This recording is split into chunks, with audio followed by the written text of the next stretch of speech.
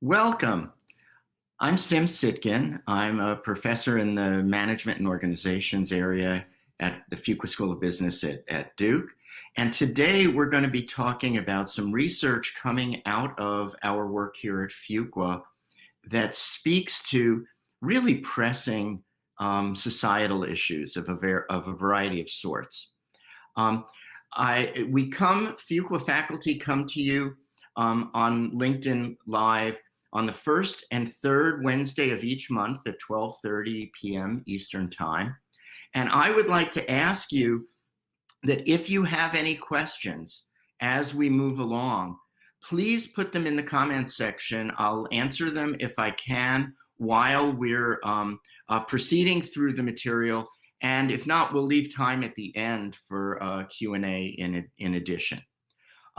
So what motivated what I want to talk with you about today is not that my research started out looking at these big societal questions. The areas I do work on have to do with leadership, have to do with trust and distrust in organizations, and have to do with the exhibition of everyday courage in the pursuit of big, ambitious goals, which we call stretch goals, but also in terms of smaller things that we encounter on a more everyday basis. Now, it turns out, even though I didn't start out looking at broad societal issues, that all of these issues that I've been studying are very relevant to polarization in society today, the erosion of trust in our institutions and our leaders, the need to tackle really big societal questions, whether it's how we handle our economy, how we handle epidemic, how we handle climate change, how we handle the preservation of democracy. All of these are relevant to these topics. So I want to highlight a little bit of what we've been looking at as a way of seeing how it might help us understand better some of the challenges we're facing and some of the ways out. The first thing that I'd like to talk about is the erosion of trust, which these days is actually verging on distrust in many cases. So trust is a willingness to be vulnerable under conditions of uncertainty. And boy, do we have uncertainty today. And what you're seeing is fewer and fewer individuals around the world, not just in the United States, an erosion of their willingness to put their faith in a variety of institutions, whether it's government, financial institutions, religious institutions, most recently with the pandemic, in science and healthcare, our educational institutions. The most well-known model of studying trust, which was actually developed down the road by a colleague who's at North Carolina State, is called the ABI model, Ability, Benevolence, and Integrity. What's familiar to everybody is that if I'm going to trust you, I've got to believe you actually care about me. That's where the benevolence comes in. But what's interesting about that model, as widely used as it's been, is that people rely too much on the issue of ability and even more on integrity to try to build and preserve trust. What we found in some of our research is that while that notion of caring for the other person is really important, there's some other factors that are really critical that are overlooked. One is, think about political leaders and the erosion of trust. Think about corporate leaders and the erosion of trust. One of the things that comes up again and again in our research is, do I believe that you truly understand me and what I care about, what my situation is, what I care about, what I need, what my priorities are, and do you respect me even with my weaknesses and my limitations? So if you think about what a lot of our leaders are not doing and what our institutions are not doing, is conveying that they truly understand people across the range of a heterogeneous society, that they really respect people across that range. The last thing that comes up, in addition to concern, understanding, and respect, is fairness. Do people feel they're being treated fairly? You hear this all the time in political rhetoric. Oh, that's so unfair to me. Well, whether it is or not, if people feel that they're being treated unfairly, trust is going to go down. And that's what we're seeing. Now, it's gone farther than that, and our research helps suggest why. That distrust arises when people have a pervasive sense that there is a fundamental disconnect between themselves and those who are leading their organization, leading their societies, between the institutions of the societies and themselves. What we call that is value incongruence. So if I believe that you don't care about my welfare, I believe you don't care about freedom, I believe you don't care about treating people fairly, we just have different values. It goes beyond low trust and moves into the domain of distrust, which means now I completely write you off.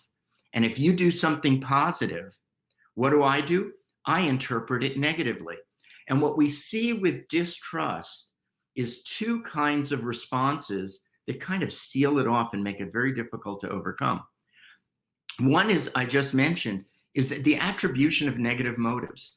If you do something good for me, my first response if I distrust you is, oh, why are you trying to trick me? Are you trying to seduce me into buying a product I really don't need? Are you trying to trick me into providing you with my vote when you're not really supporting policies that'll help me? The second thing that's a problem that comes up is what's referred to as the avoidance of interaction. So I no longer interact with you. If I get a message from you, I'll just delete it. I'll ignore what you say. I'll only watch media stations that reinforce what I say rather than even hearing the message from those who might disagree with me. Think about polarization in society.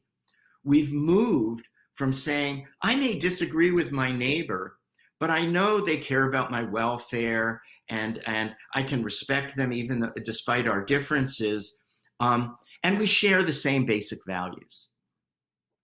We've now moved to a domain where all of those things have been eroded. So the trust research that's been done on how this works with leaders engendering trust in their followers, with organizational trust being built within organizations and between organizations and their customers, all of that research is very relevant to the big societal problems that we face. Now, the second thing that really motivated me to engage in this presentation and to some of the additional talks that I've been giving these days is we face really big societal problems. And I worry that we've lost the will to tackle them. We've lost the courage to step up and really tackle them. And there are two issues that foster courage. One that is very well known in the previous research on courage is that courage is invoked when we need to take a risk. If I risk my life, if I risk my career, ask yourself, what issue would be important enough for you to risk your livelihood, for you to risk your career? Is a threat to the organization? Is danger to your coworkers or to your customers or patients? What is it that would lead you to take a personal risk of that sort? The answer is the other dimension of courage is it's got to be meaningful. And when we ask people to be courageous, we often just focus on trying to get them to recognize risks are lower than they think, but we don't raise the level of the meaningfulness so that they're willing to step forward and be courageous. We also think of courage only in the guise of heroic courage, risking one's life in the battlefield or being a whistleblower who risks one's career. But in fact, everyday courage comes up for a leader to reveal their weaknesses, for a subordinate to tell a leader that they think they're wrong, or to say, when everybody on my team thinks we should do one thing, I think it's the wrong strategy. Sharing bad news with people, giving people tough feedback, all of that requires courage. One of the things we've started researching is the question of whether getting people to recognize that they are able to exhibit what we call everyday courage, helps them when it's time to step up and exhibit heroic courage. I've been doing this research with Moran, Anisman Raisin, and what we found is that people underestimate their everyday courage acts and only think of them when you don't use the word courage. And yet we do these things all the time and can really build on those muscles that we've been using. The reason courage is also important is because, as I mentioned before, we really need to be able to step up to stretch goals, which are defined as seemingly impossible goals under current conditions. What our research has shown is what we call the paradox of stretch goals, that the organizations and individuals who are in the best position to pursue stretch goals tend to be very conservative and risk averse and don't pursue them. Those individuals and organizations who do end up pursuing stretch goals, what these days is called moonshots in technology organizations, or historically has been referred to as a Hail Mary pass in American football. Who is it who goes for those? They're people who are in the weakest position. Two issues make them in a weak position. One is they have not had recent success, so they don't have motivation, they don't have momentum. They may not even have the skills necessary to tackle a really difficult challenge because they haven't been doing well on average challenges. The second is, do they have slack resources available, extra personnel, expertise that can be deployed, funding that can be put against a problem? Because if you're really pursuing a stretch goal, a really difficult goal, putting a person on the moon, building the Panama Canal, building a cross-continental railroad, solving a problem that nobody else has been able to solve. If you're going to be able to tackle that, you've got to assume you're going to fail a few times on the way, maybe even many times. Do you have the resources and the resilience to overcome those failures along the road and be able to still learn from them, regather yourself, and keep going to get to that stretch goal? It requires courage, but what we found is those who are in the best position don't do it. Those who are in the weakest position try for it and almost always fail. So what we need, and one of the reasons I felt it was important to talk about this issue with a Duke audience, is if you attended Duke or if you're associated with Duke or many other strong institutions, you're actually, at least in part, in a good position to pursue those stretch goals. But you're going to tend to be cautious because you're probably doing okay.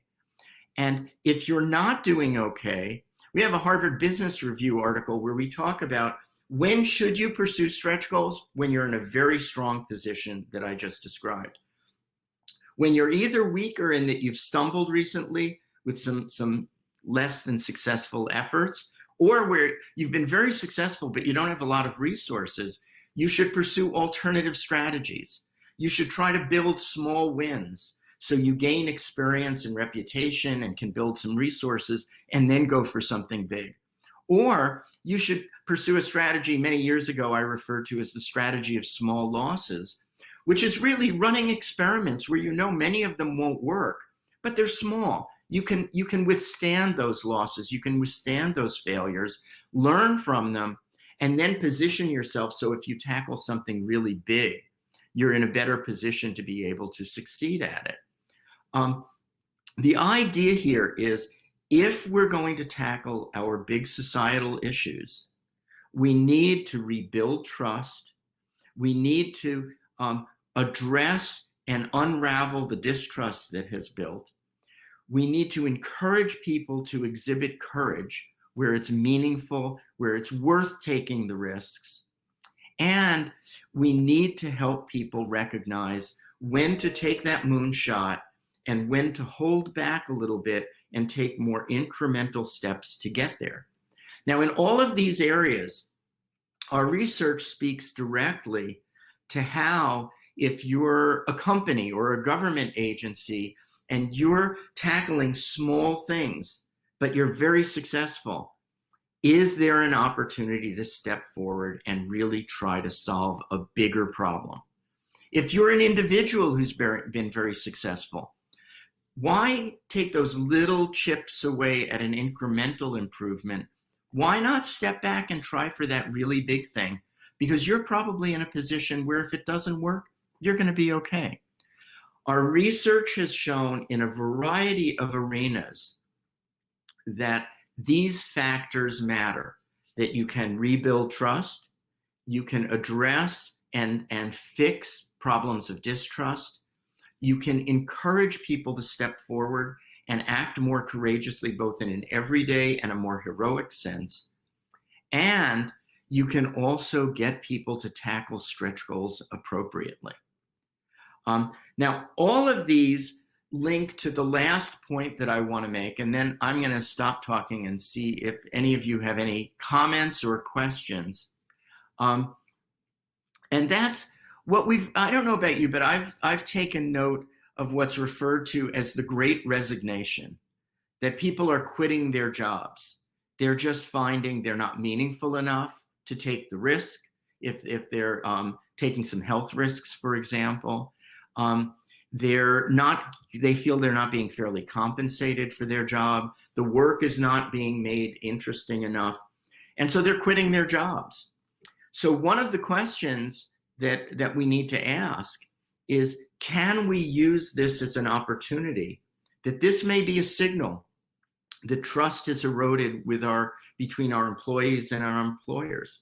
Can we actually begin to attend and go back to the trust research and say, as an employer, can I show I really care about the welfare of my employees, that I understand their situation, that I respect what they do and I'm going to treat them fairly? As customers, can we be willing to pay a higher price for some of the products and services for the same reasons of building rebuilding the trust with those who serve us in a variety of ways? Then the second thing I'd like to add, and then I want to get to Slava's question that I just saw posted, is when we think of the Great Resignation, I would like to highlight two other Great Resignations that worry me. One is that I think our organizational leaders, and by that I don't just mean CEOs, all of us are in positions to lead within our organizations. Over the past decades, there has been a ready acceptance that the only criterion for success is financial success. Have we resigned ourselves to that? Or can we take what was referred to as the balanced scorecard or the multiple bottom line much more seriously and say it may be a tougher job, but rather than just resigning ourselves to my share price and my profitability is all that matters, is can I pursue financial success without sacrificing my employees' welfare, the environment that we're operating in, the community that we're operating in, a broader set of goals? I think we shouldn't accept with resignation the simpler approach of how our organizations measure success. And then the last thing, in terms of the big social issues that I started off with, whether it's climate change, whether it's political polarization, whether it is this eroded trust in our institutions, let us not resign ourselves to saying these can't be fixed. We all have the background and the training. We have certain credentials. We need to step forward and ask ourselves, can I help rebuild trust? Can I help build courage in myself and others? And can I get us to step forward and tackle those stretch goals that are sitting on the side because they feel a little risky? I'm hoping that this research can help inform leaders in our corporate and our government organizations and all of us who are in positions to try to lead and exercise our influence, to step up to these difficult challenges and leverage this research to do that. So thank you for your attention. Let me turn to Slava. Let me see here. How did you conduct the research for stretch goals, strong versus weak candidates who succeeded, fail? And what candidates did you consider for study? We've looked at a variety. We've looked historically at organizations. We've looked at organizations, as I mentioned, both government organizations and corporate organizations. Most recently, we've been studying the use of stretch goals in two organizations that are very different from each other. One is a multinational healthcare organization that has been pursuing stretch goals, both for the organization as a whole. They created a unit to run big-time experiments at the corporate level and set an impossibly high financial target that it turned out that unit was able to reach in 4 years. But when they set it up, they had no idea whether it was even feasible. They've also been trying to do this at the individual operating unit level. And the research that we found is what we discovered is that it's the resources you have available to pursue a stretch goal and your recent prior track record of success makes stretch goals more likely to be achieved. And if you're missing those things, you should pursue these alternative paths. And we can translate that to ourselves as individuals. The second organization we've been looking at, and we're analyzing the data on this right now, is the US Army. And where things like, for example, the Army adopted a new set of physical fitness requirements that people really didn't know whether it was going to be possible or not. And we're looking right now at whether the data support our approach to that. And I think the other thing is, if you go back historically, what is memorable to people are the examples that are really the exception to the rule. And the point of this research is to not deceive ourselves from those exceptions and think that they really do represent the rule. But there are very varied examples. Southwest Airlines did this a number of years ago. You can see some organizations that are actually doing exactly what we say today. Organizations like Amazon or the Gates Foundation or Elon Musk some of them are using their position of strength to try to do things that are exceptionally difficult and may well not work. But that's not the general rule. And we need to encourage more of those organizations to do it.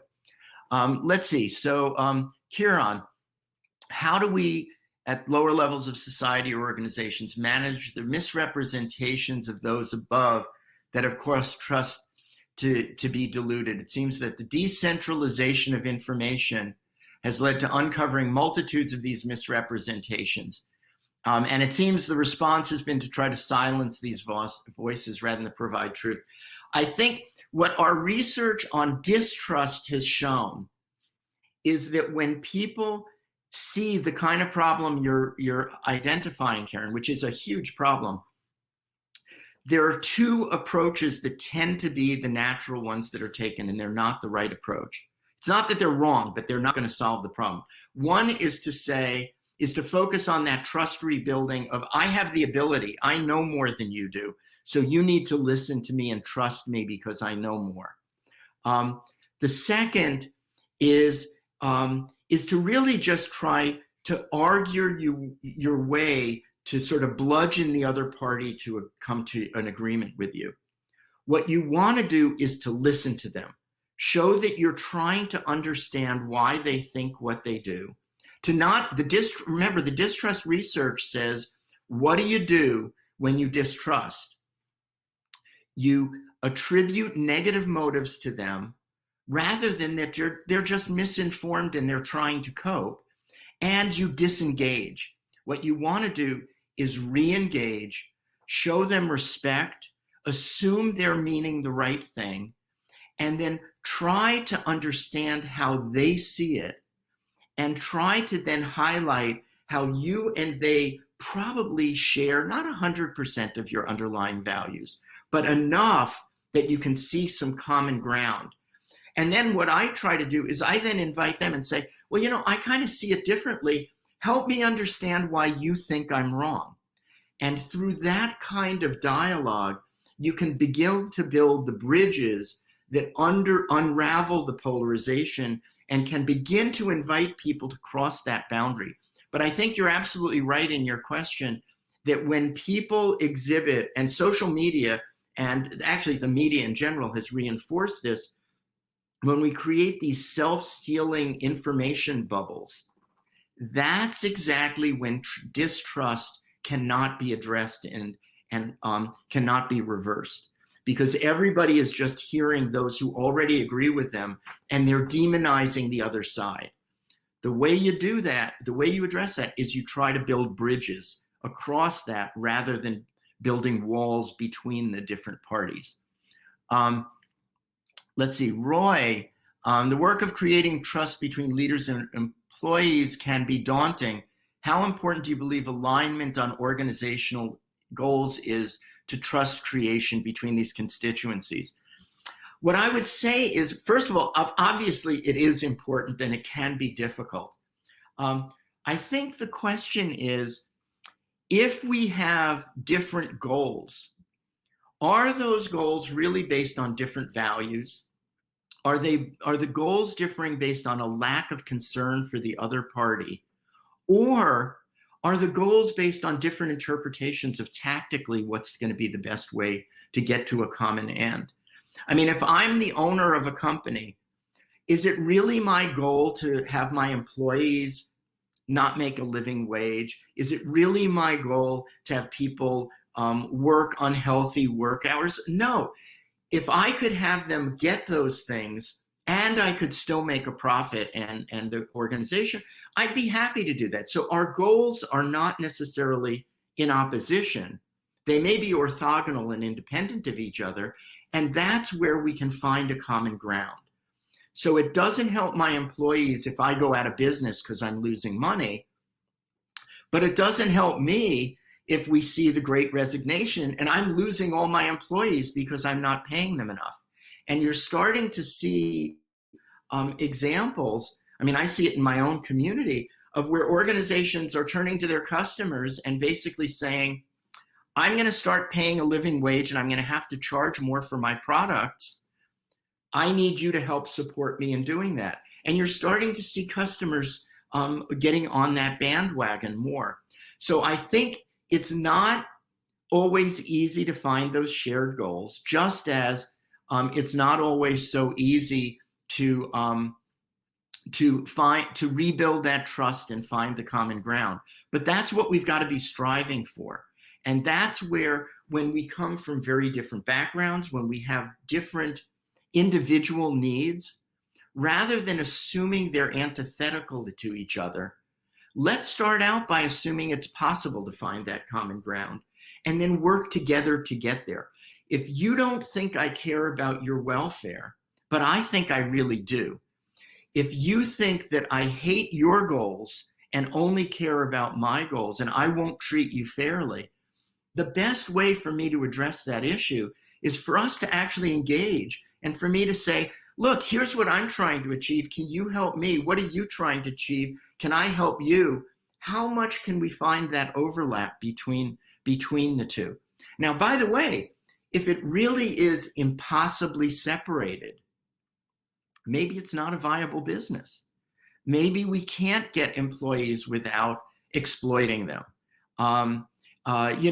If you go back in American history to the days of slavery, there was a period of time where there were certain businesses that could not be profitable without owning other human beings. Well, I would say that's not a viable business then. That's not an acceptable set of practices.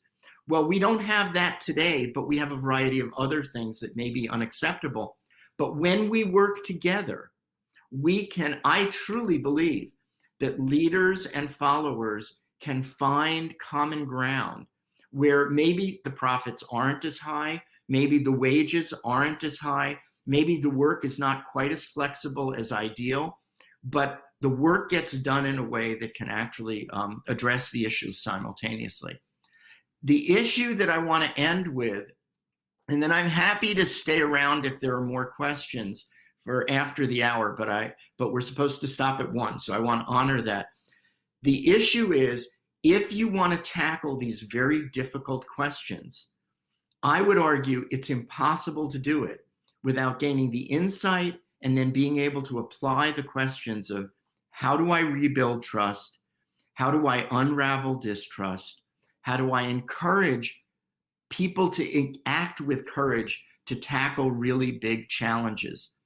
There's some work being done around the country in various cities, getting financial institutions, government institutions, and minority communities to work together so when economies get rebuilt, it works to benefit the minority communities that have been left behind in many cases, but it does it in a way that also works for the government of that city as a whole and for the financial institutions. All three of those parties require courage to step outside their in-group, reach across the boundaries, and work out integrative compromises that will solve the problems for all three of those parties at the same time. That's another example of where we can take on really big problems, but we've got to have the courage to tackle those problems and to undermine the distrust and rebuild the trust. Let's see. So I'm gonna say thank you, and for those of you who want to stay, I will continue to answer questions. But before I do that, I want to say thank you for joining us. The next speaker will be Professor Robert Swinney on Wednesday, November 17th, and he will discuss the supply chain crisis. And you can follow Fuqua on LinkedIn to be alerted to these and other events. So thank you all for joining and for asking some really good questions. And as I said, I'm going to stick around for a few more minutes for those of you who want to stay. So let's see. So Richard, you had a question here about Cass Sunstein and Reed Hastie's book on Wiser, and how we tend to get pulled to the extremes through groupthink.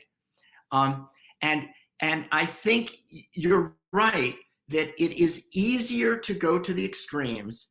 And what we're trying to do is to create a process that pulls us more to the middle. Now, by the way, that doesn't mean everybody ends up right in the center, but it means we have a distribution that is centered in the center, rather than what we've started to get more recently is a bimodal distribution where people are pulled to the sides.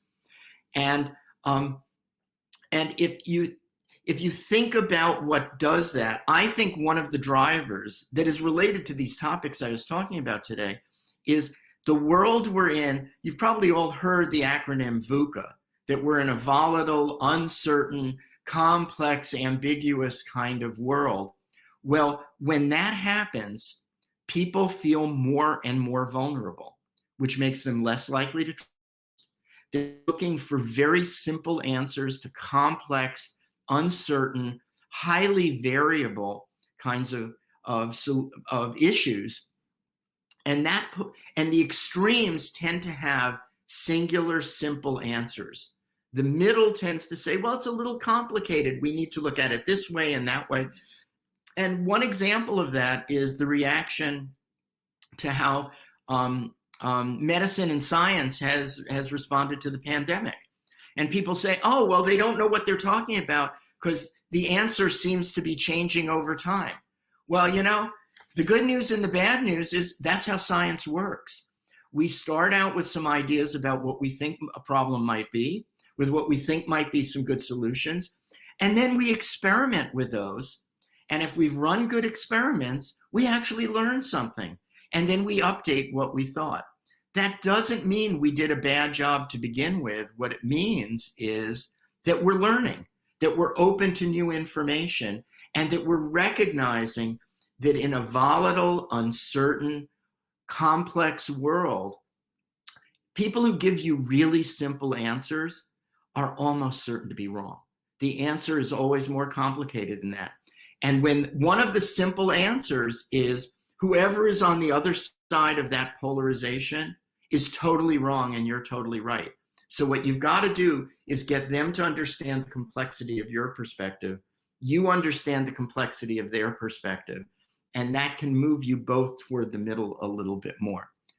Let's see. And by the way, going back to Richard's comment, I would actually say I'm a big fan of Cass Sunstein, and I think almost everything he's written. So many things, I haven't read all of it, but everything of his I've written, that he's written, I've found to be very thoughtful. So from Paul Bishop, regarding how valid information is censored, one way to shut it down. Another way is to bury in with an overload of misinformation. That's absolutely true, and there is a long history of research that if I want to keep something secret, what I do is I share that secret with you, but I pull it in a tractor trailer load worth of information. And that is one reason also we're so desperate for simplicity, is because we're overloaded with information all the time. And that makes it very difficult in many cases to discern what is the real information versus what is the noise. And even worse, what is the misinformation or intentional disinformation?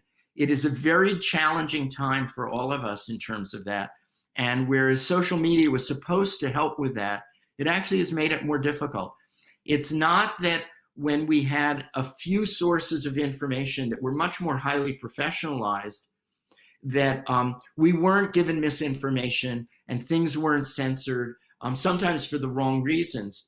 But at least we had professionals who were trying to adhere to professional standards and were acting as curators of that information. What we do need to have curators. We don't want every bit of information that's out there to be streamed at us. That's too overwhelming. And much of the technical information, no matter how smart we are and knowledgeable we are, there's a lot of technical information we don't have the expertise for. We've got to rely on others as intermediaries. And we've got to be able to trust those intermediaries.